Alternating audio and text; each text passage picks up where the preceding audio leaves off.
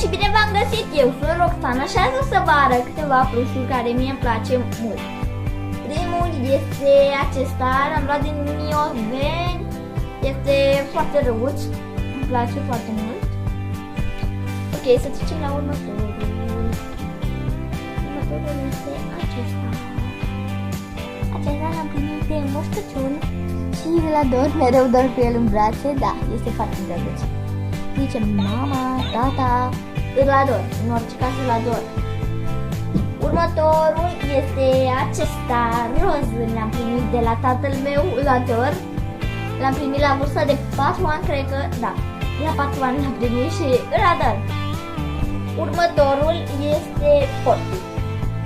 Porky este un purceluș foarte drăguț care îmi place foarte mult.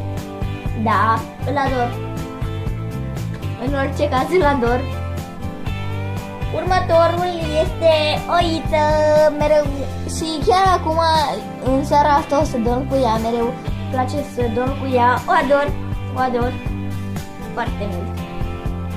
Următorul, după cum vedeți, este maimuțica aceasta, maimuțică, nu știu ce este foarte drăguță, are ochi rozi, îmi place, mereu le țin la chei, îl ador și pe acesta în orice caz.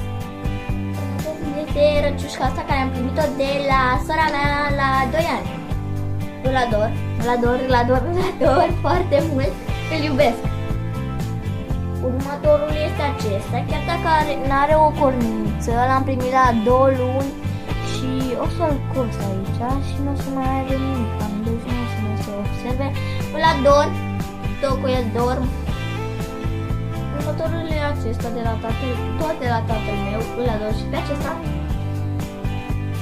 îl iubesc.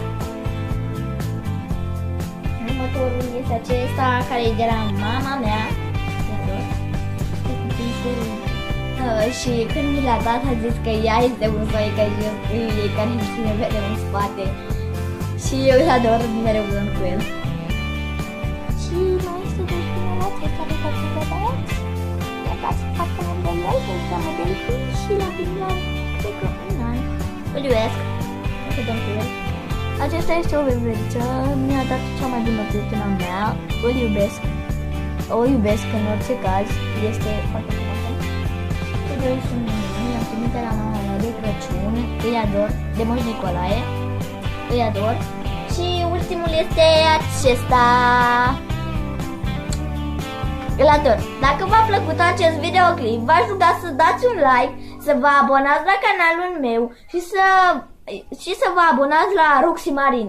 Are niște videoclipuri super tari, v-aș ruga să vă abonați și la mine și la ea.